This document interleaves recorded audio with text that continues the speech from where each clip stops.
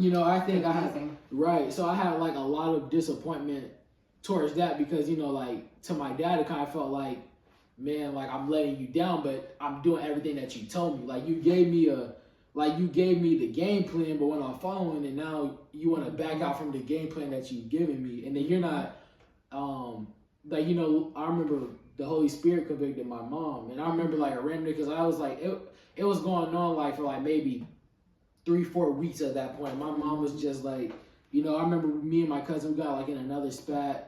And you know, he started to like, cause it wouldn't be like necessarily like punching, but he'll like probably like put me in the chokehold or push me or something. Then like when I'm like, bro, chill out, and then he keep doing it. Then it's like, you know, like then that's when like we'll get in trouble about it, cause they never really let it escalate to a bad point. But like, you know, I remember like I was just walking away because I'm like, man, every single time I'm getting in trouble. Like it feels like that. I felt like I'm getting in trouble on every side. Or you know, you're young, like you don't understand like. I didn't really care to understand my parents' point of view. Like, I was just like, you know, I was just like, man, screw like everything else y'all are trying to tell me. Like, I'm like, at this point, I might as well just do everything good that y'all told me to do. So I might as well go to the street and just go start punching people and throwing rocks at people's cars and stuff like y'all told me not to do. I should do that because this feels like now you're telling me to do something that you didn't raise me to do. I'm 11, 12 years old at this point. So when you're living that to 12 years old, and at that point, that's a while when you're building the same habits. You're not getting into certain stuff. When people would fight and argue, you know, my parents always told me you stay away from that. Like don't even comment on it because then you'll get thrown into it. So if I seen people arguing at school, I always just turned my other way and just kept walking. Like I was never in drama. You know, they told me to stay away from drama. Like they just, so I'm like, you were never in drama, but you've always been like an advocate of people. Yeah. Like you've always. I was the type like to go to I would go to like the teacher. Yeah, you definitely was going to yeah. So just to kind of give more of a backstory on what happened and what was happening. We let my husband's little cousin, who's the same age as Adrian, come and stay with us one summer because up until that point, Adrian was the only boy.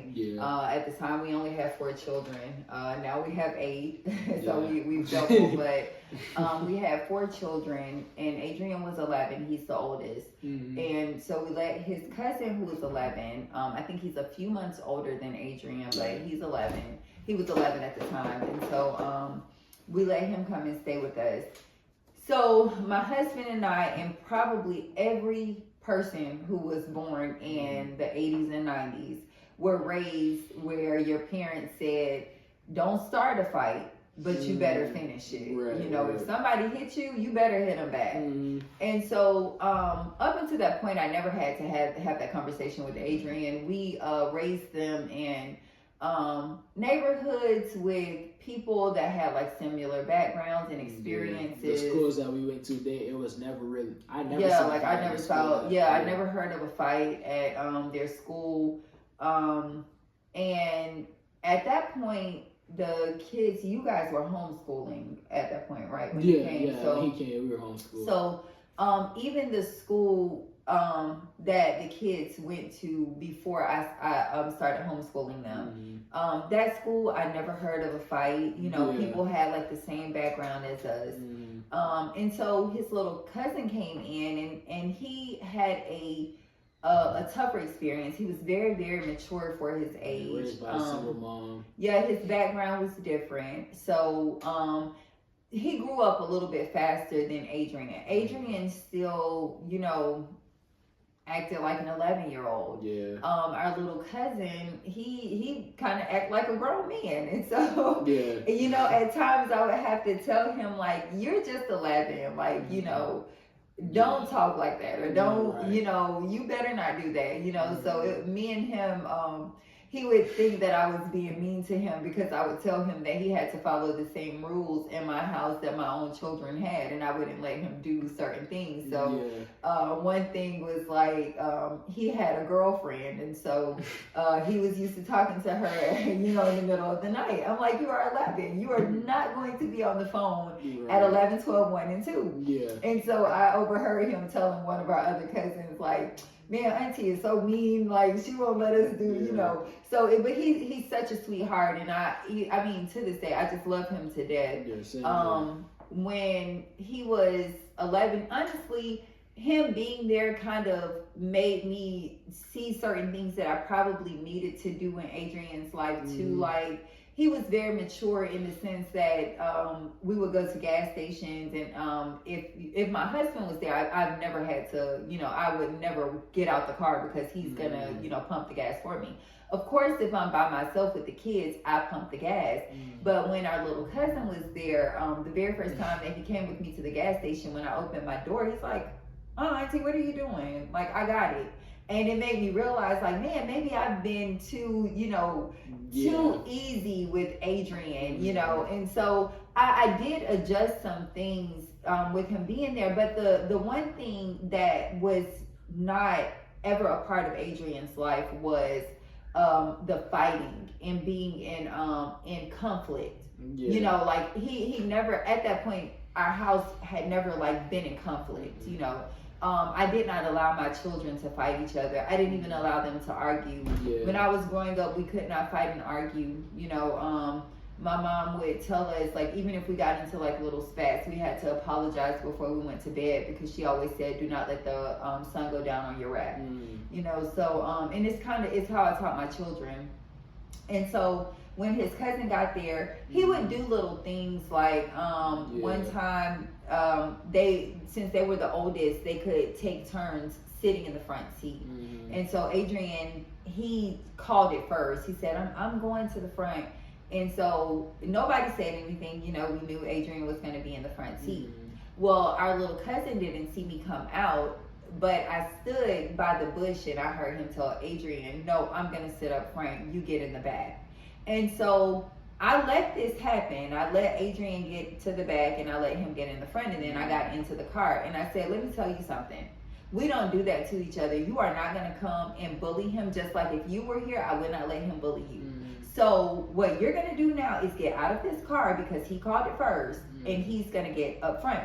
If you had called it, the same thing would have happened. I would not have allowed him to get up front and made you, get in the back if you had called it first. Right. But you're not going to do that to him either. So get out the car, get in the back. And Adrian, you get up here." Well, Adrian got in trouble too, because I said, "Adrian, you're 11. You need to stick up for yourself. You don't let a person bully you. You called it first. I sat there and I watched you all because I wanted to see how you reacted, and you did not react right." And so, he looked like his feelings was hurt because he'd gotten in trouble. Like he said, it was like, "How did I get in trouble? I didn't even do anything." Right. And so because it was like up to that, it was like my like sisters were like, "No, I want to sit up front." It was like, "Man, just let them sit up front or whatever. Like, just go ahead and give them the seat." So I was just like, to avoid the conflict, because like we would argue, but it was like, no, like don't like if your argument is gonna lead to just y'all being mad at each other or y'all gonna like fight, it's not worth it or whatever. So I was just like, man, it's not worth me, especially like he was using the tools that we had given him, And when his cousin came, now this is a whole nother, first of all, the cousin came from a different environment. This is a whole new environment. So now they're both the cousin is having to try to adjust to my rules and the way that me and my husband ran our home. And now Adrian is having to adjust to the fact that now he's dealing with, someone who may bully him. And so up until that point, he'd never dealt with that. So, I always prayed for my children for the Lord to guard their hearts and their minds. So now, as he says, for about 3 weeks, he's like, every single day he's getting in trouble, because every single day is something like they come from the pool. We had a pool in our neighborhood, and so I would take the kids to the pool, and it was only 2 showers. So, now we're coming in the house. Adrian is trying to get in the shower. His cousin sling him down and jump over him and get in the shower. And now I'm letting the cousin take his shower just so that when he gets out, I can get at him. So when he gets out, I'm like, you better stop doing that. Like, I don't know what your problem is. This is not what we're going to do. But then I'm looking at Adrian and I'm like, you better stop letting him do that to you. So I'm going through this, and I'm like, I'm also pulling from my own experiences, my own life. My mom was the kind of mom that if someone, I particularly remember this boy that I was growing up with, it was only 2 swings in this playground that was in our neighborhood. I was swinging, him and his friend came to the swing, so I would have had to get off to let one of them swing.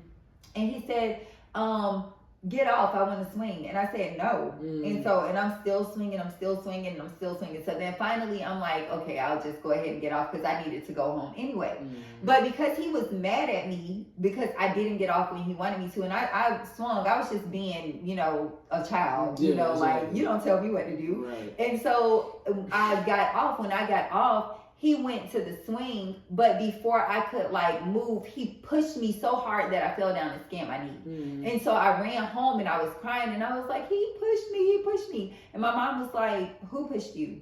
And he was like, my neighbor. And so I said, our neighbor. And she said, and what did you do? And I said, I came and told you. Right. And she said, you didn't push him back? And I was like, no. And so she made me go find him just so that I could push him back. And so like, and even with my husband, we have so many of those stories. And I'm sure so many people that grew up in our time have the same story. Because even like, grandma, even when you hear her story, like she was the one getting bullied at one point, and then she kind of became the bully. Right, when she finally stuck up for herself. But parents back in the day was like, if this person do something to you, number one, don't start it. But if they do it to you, you better do something back to them, because I don't want people to think that they can bully you. And that's what we've talked about even recently. Like, it's never like the method. Like, no one should just go around like allowing somebody to bully them, but it's always a way to go about that though. Like, you know, it's never just like especially like how we've talked about even as a family, like recently, like even though like you and daddy handled it the way that y'all thought y'all should have handled, like the way that it was, how people handled it, how y'all parents handled it with y'all, that's the way that y'all handled it with us. Because that was the first time that a situation like that had ever occurred. And on top of that, you were getting older. Yeah, exactly. And so I believe that the mindset was, oh no, he's 11. We don't want him to get, 13, 14, 15. And people pushing him down or, saying, let me get over here and you just backing up. We really wanted him to be we didn't want to make him a tough guy, but we also did not want him to be afraid of people. Right. And so because this is how we grew up, this is the way that we felt we needed to go about this. But this is how Holy Spirit is. And this is when the Lord really started to deal with me on the things that I was taught and what he wanted me to do. Because there's a difference. Like, our parents, of course, we're pulling from our experience, but the truth is when you live a submitted life to God, it's some things that even though they seemed right and they weren't harmful to you, nobody was abusing you, but they're not of God. They weren't the godly approach. And so for about 3 weeks, we're going through this. I'm getting at the cousin. I'm getting at Adrian. My husband is really yelling at Adrian because he's like, you're a man. You're tough. You're not going to, like he's really, really going in on Adrian more than the cousin because he's like, the cousin just being the cousin. You're my now, son. Adrian, you the son, And so, Adrian, this incident happened between Adrian and his cousin. And I'm going off on the cousin. And I'm like, you need to stop doing this. I'm not going to tell you again. This is not the way we act in this house. We don't have conflict with each other. We do not bully each other. We don't do all this stuff. And so, he's like, yes, ma'am. Very, very respectful. He's always been really respectful. So I turn around and I'm going in on Adrian. And I'm like, I'm sick and tired of every single day I have to tell you the same thing. You stop letting him do this to you. And so Adrian is looking and he's like, kind of shaking his head like, okay, but there's a look on his face like, man, I'm so disappointed in myself that I'm still not reacting. And it wasn't just me and my husband. It's also my mom. It's my brother, because this is all of us, my mom and my brothers have always stayed near us. They've always been really helpful to me in my life with the kids. And so, and my mom and just the family that I grew up in, my aunts and stuff, my brother acts a lot like my uncles did with us and my aunts did with us, very, very hands-on, always taking the kids out, doing things with them. And so, my brother is the same thing. He's pulling from our experiences. No, you need to be tough and you need to not let him do this, because if you let him do this and this is a relative, just imagine what a stranger would do. So it's all of us. We're all just kind of like boom, boom, boom. Like we're all on Adrian.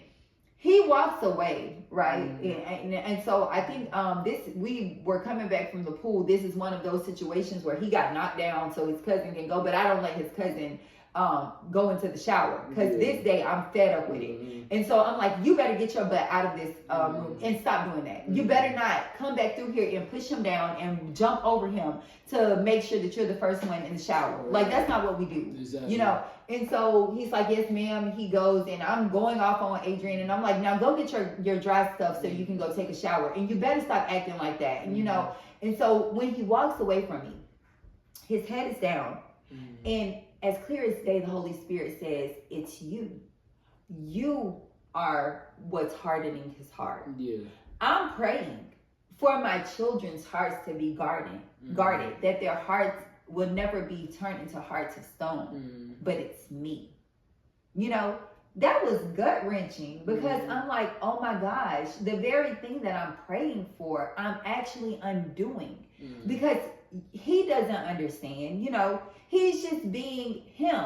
Just like I'm drawing from my experiences, he's drawing from his experiences, and his experiences were very limited. He never dealt with that before. And now I want him to draw from his experience and my experience, and because he's not living up to what he thinks I want, he's becoming very disappointed in himself and me and his dad. You know, it's like, man, y'all are, I can't live up to this standard. And God showed me, like, he walked past me, and it was just such a look of distress. You know, like, you're not being beat. You know, nobody is beating you up, and, you know, we're not trying to toughen you up that way, but we're like, even our words, like saying, don't let this person do that, and you better not grow up letting people bully you, and you better not, you know, it's like every single time, although we're not physically doing anything to him, to his heart, it's like a, you know, like we're doing this to his heart every single time. And this gentle boy, you know, this very sensitive boy that he's always been, is now trying to toughen up, you know, because of us. And I had to honestly apologize. When the Lord showed me that, I took him into the room and I said, I'm so sorry. Like, I am so sorry, because I did not realize that I was doing this. I didn't even realize, you know, I'm just doing what I think is necessary, because I don't want you to grow up and let people bully you, but I am so sorry. Because I'm asking God to do something for you. Yet I am trying to be God. You know, I'm trying to make you into this person, but God was going to do it anyway. Or like teach me how I should react in those situations. Yeah. And I think that was one of my things too, where I was like, you know, I think I like, cause you know, like towards the end of the summer, like even after you, like, you know, you said, like after you apologized to me, like the fights would still be going on. And I kind of got to the point where I was starting to like, I was reacting how I thought y'all wanted me to react. Right. And then now it's kind of like, no, maybe you should like be the same. Yeah. Now from her, because then my dad, he's still like encouraging her. He's still like kind of like, because the thing is, it takes a while for my dad to actually like see something, in the sense of when he see, like he'll see it immediately, but like, you know, I guess that's just like also just from his own experiences. It's a spirit of pride, really, and all of us can deal with that. I mean, I feel like sometimes, some more than others, sometimes it's very difficult for people to say, I'm wrong, I'm sorry, you know, like, maybe I shouldn't have done this way. Sometimes that can be difficult. And honestly, it really takes the Holy Spirit to be able to do that, because it's plenty of times that I've been wrong and I want to stay wrong. Wrong. You know, like, you know you're wrong, but at the time that when you first were wrong, you felt justified in it. I saw a question that was like, have you ever argued even though you knew you were wrong or whatever? Like, everybody says because you feel justified. Because I might have started off like feeling right. You know what I mean? And then the Holy Spirit is like, Right. You're wrong. And you really, that's Yeah. like eating, you got to eat a lot of crow. You're like, exactly. oh, I don't want to say sorry.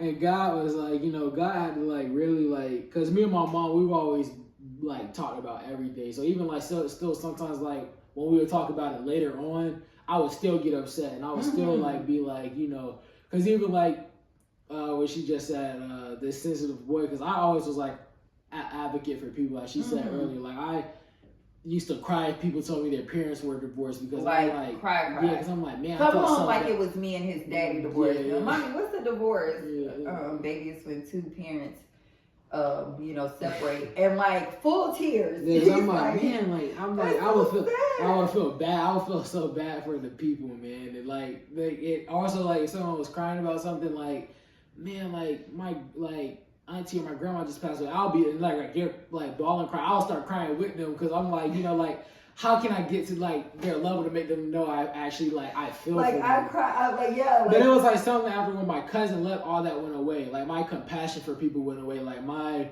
love for people went away. I was like, I don't care about myself now. Like, you know, I didn't really care about others. People. His heart was hardened, and that's what God was showing me, like that. We had hardened his heart, like, you know, unintentionally. Now, you even know, towards my dad, like, I still held like a lot of that, like, you know, with him because he never was the like he never apologized. You know, he never actually like a lot of the ways. So it's like I said, when I got older, I understood like when you're a parent, you're teaching from your experience and you're doing the very best that you can. Because no parent, I can guarantee, no parent wants to see their kid getting bullied. No parent wants to see their kid like, you know, stand down when they should be, in a sense, in their eyes, standing tall. And the thing is, I think with my parents, they were always so led by the Spirit. They were always led by God in every decision, where it kind of felt like that one, I was like, what's going on right now? Like, you know, and with my dad, it still didn't feel like he saw it, and he still was like, you know, he kind of started going through his own thing with his relationship with God. God had to go through that place of my life with actually like real healing and understanding like you can hold this against your dad, you can hold this against your parents, like, you know, forever. But they were doing what they did out of love. It wasn't like out of anything like we want our son to actually be upset. It was like, no, like I actually we want you to be the best version of you.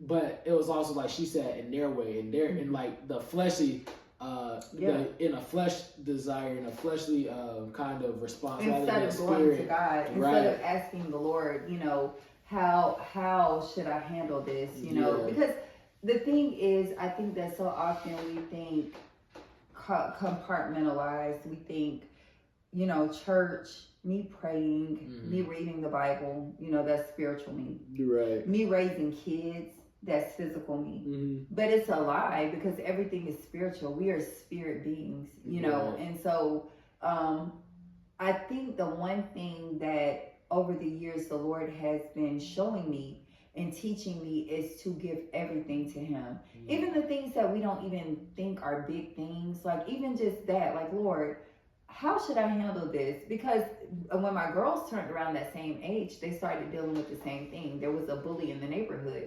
At this point, I wasn't concerned about whether you let somebody bully you or not, because the experience with him taught me that maybe my experiences are not the best experiences to pull from in order to teach my children. They aren't like the holy way, like the way that God would have me to do it.